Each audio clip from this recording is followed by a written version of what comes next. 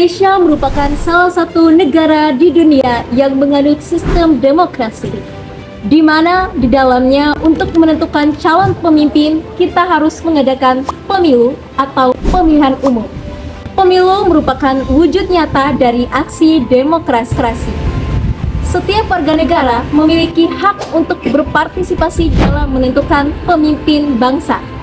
Partisipasi masyarakat sangat penting untuk menentukan kualitas demokrasi di Indonesia.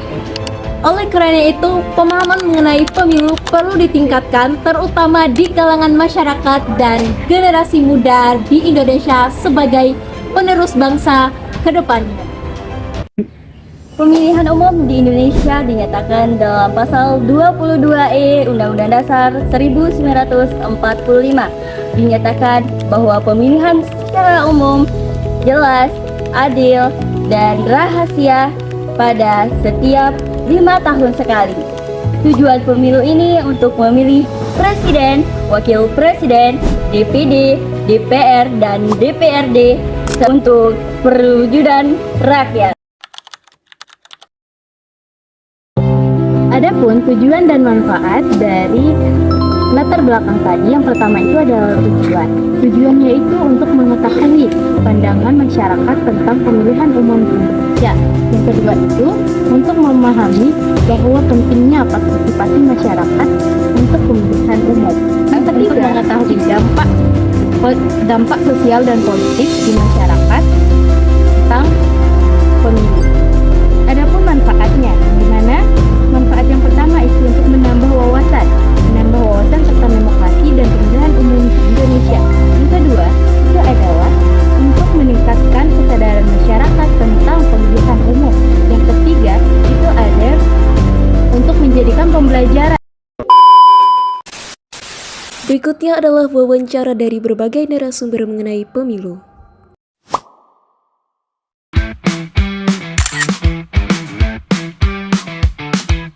Ya. Baik, saya ajukan pertanyaan yang pertama. Menurut Ibu, apa yang paling penting dari seorang calon pemimpin dari pandangan Ibu dan sebagai seorang guru?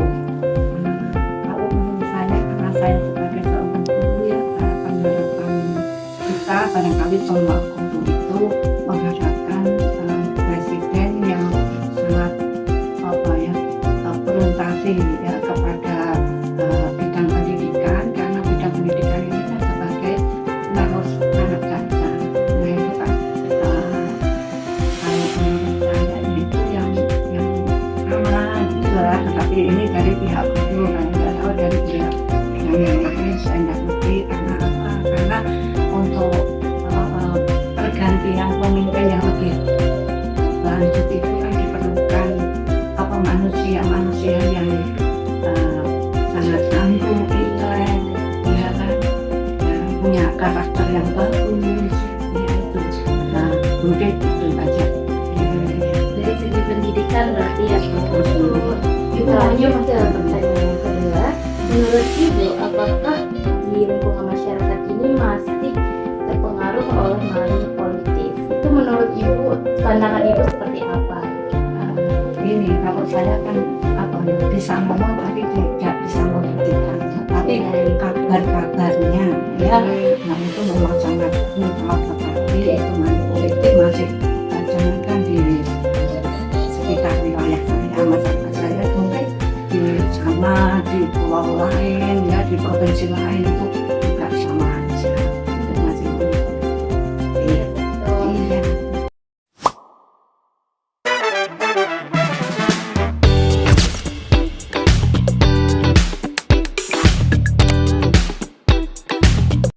Baik, pertanyaan yang pertama, gimana sih menurut Bapak ya sebagai pekerja di bidang perdagangan itu gimana kondisi ekonomi atau pekerjaan yang memengaruhi pilihan saat pemilu? Itu saya sebagai orang yang kebetulan saya menangani di bidang pengembangan perdagangan dalam negeri, makanya saya juga tahu persis bagaimana kondisi bukan ekonomi kondisi daya beli masyarakat. Nah, kondisi sebelum dan pasca adanya pemilu ya itu memang beragam dalam arti kebutuhan masyarakat itu ada yang terpenuhi dan dengan terjangkau daya belinya, tapi banyak juga yang kebutuhan 9 pokok itu yang tidak terpenuhi karena kondisi harga kan gitu. Kita harapkan dengan kepemimpinan ini harus tanggap, harus merakyat, harus bisa membuat sejahtera masyarakat, harus bisa memberikan yang saya bilang tadi, kesejahteraan masyarakat. Bagaimana masyarakat itu bisa menjangkau membeli kebutuhan bahan pokok dengan harga yang murah. Oke, terima kasih atas jawabannya Pak. Terus pertanyaan selanjutnya, gimana nih menurut Bapak harapan Bapak kepada pemimpin yang terpilih sekarang? Ya, harapan mungkin bukan harapan saya sendiri tapi semua masyarakat. Nah, itu kembali lagi, pemimpin itu yang merakyat, yang bisa mensejahterakan rakyatnya. Tetapi sekarang ini karena apa? Banyak pemimpin yang instan. Oh, banyak pemimpin. Kenapa? Itu seperti karena banyak orang pakai uang, operasi wajar, suap menyuap ya saya bilang mau suap menyuap, akhirnya kan tidak bisa menghasilkan pemimpin yang betul-betul yang bisa diharapkan masyarakat. Kenapa? Yang menerima amplop itu juga masa bodoh, mau pilih mau enggak dia juga enggak tahu yang saya pilih siapa, yang penting amplop sudah diterima. Nah, kosnya akan tinggi, kalau sudah memerlukan biaya tinggi, ya itulah banyak terjadi korupsi kan begitu. Baik, sekarang saya di Bintang Blok. Mas, saya mau bertanya nih tentang pemilu yang sekarang. Menurut Masnya, apakah pemilu itu penting nggak bagi masyarakat? Bagi saya penting sih, buat kan pemilihannya tuh secara adil dan kompak lah gitu. Secara pribadi kan pemilihan itu penting untuk biar masyarakat tahu bagaimana pemilihannya untuk pemimpin yang selanjutnya. Terus harapan Masnya terhadap pemimpin yang terpilih ke depannya seperti apa? Pengennya sih ke depannya tuh buat pemimpin yang terpilih biar bisa melihatlah masyarakat yang tidak mampu gitu untuk dibantu kondisi ekonominya.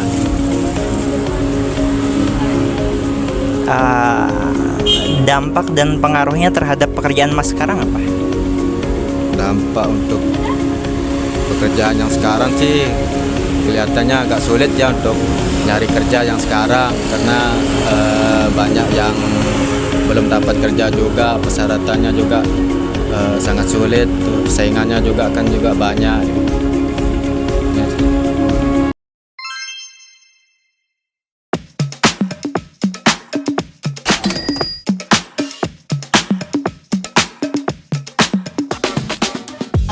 Jadi boleh nggak sih Kak share-share gitu pengalaman Kakak pertama kali ikut pemilu itu kayak gimana? Ingat pengalaman saya pertama kali. Pengalaman saya sih yang saya rasain pertama kali ikut pemilu itu seru dan pastinya menyenangkan juga, karena pertama kali ya jadi suara kita tuh punya impact yang besar buat negara ke depannya, masa depan negara. Jadi menurut saya itu tuh buat saya deg-degan. Soalnya suara saya sangat penting nih buat negara ke depannya. Jadi saya lebih aware sama politik dan isu politik. Terus kayak Kakak tahu informasi kayak calon kandidatnya itu kan dari mana sih Kak? Dari media sosial kah, orang tua, atau dari lingkungan sekitar? As a Gen Z ya, pastinya saya tahu berita-berita kayak itu dari sosial media kayak TikTok, Instagram, atau dari Twitter atau X. Jadi di situ saya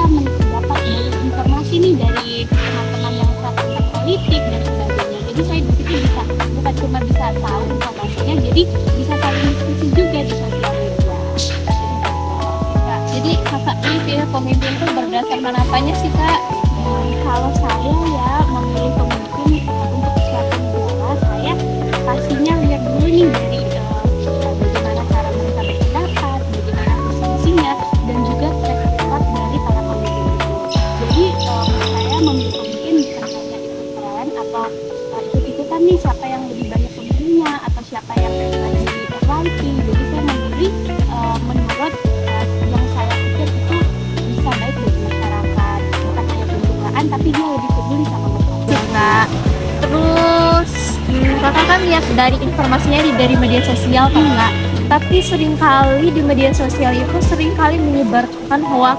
Ada buzzer-buzzer dari pihak tertentu nih kayak yang bilang calon itu tuh gitu. Tapi gimana sih cara kakak tahu info kebenarannya? Apakah kakak dari informasi itu diskusikan kembali bersama teman-temannya atau lihat lagi nih kebenaran lainnya di media sosial, bandingin dua pihak gitulah, itu pendapat.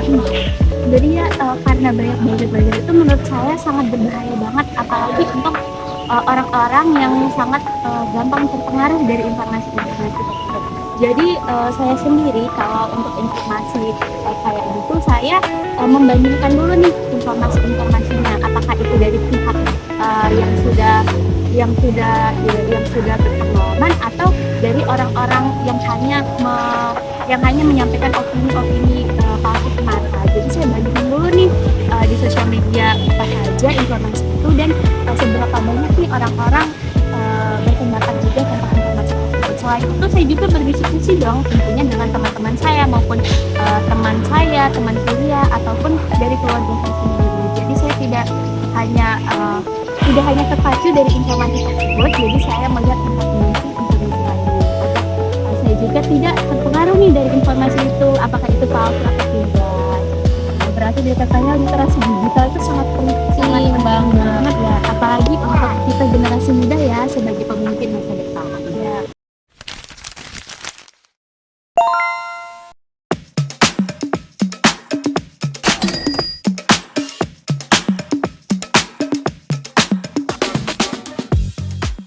Gimana sih pengalaman pertama kakak ikut pemilu gitu?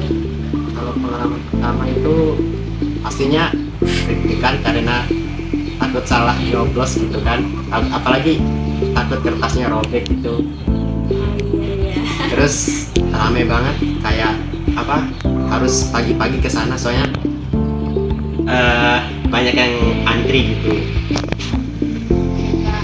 Terus kakak pilihnya kemarin berdasarkan apa nih untuk calonnya gitu? Kalau faktor pemilihan itu dari yang pertama dari orang tua, sama dari kayak kan kita bisa melihat di media sosial kan, apalagi kita Gen Z, terus lihat informasi di TikTok, Instagram kan kita bisa lihat gimana misalnya kayak visi misi pemimpin itu. Itu aja kak. Terus selanjutnya gitu, kan kakak tadi tahu informasinya tuh berdasarkan selain dari orang tua kan dari media sosial gitu. Gimana sih kakak sharing gitu informasi di media sosial ini, mana sih yang hoax dan mana yang benar gitu? Biasanya itu yang kalau mau bandingin yang hoax sama fakta itu, kita kalau mau cari yang fakta itu kayak di akun resmi, misalnya kayak berita bisa misalnya news ada pokoknya web TV gitu. Oh iya. Itu biasanya nyari di situ yang fakta-fakta gitu. Kali gitulah informasinya. Kakak ini sebagai generasi muda dan baru juga pertama kali kan ikut pemilu. Kalau dari kakaknya sendiri pernah nggak sih lihat orang praktik money politik gitu di lingkungannya? Pernah sih, banyak malahan. Menurut kakak itu tuh baik atau buruk nggak sih buat Indonesia ke depannya? Nggak baik, karena kita tuh pilih berdasarkan berdasarkan misalnya kita kan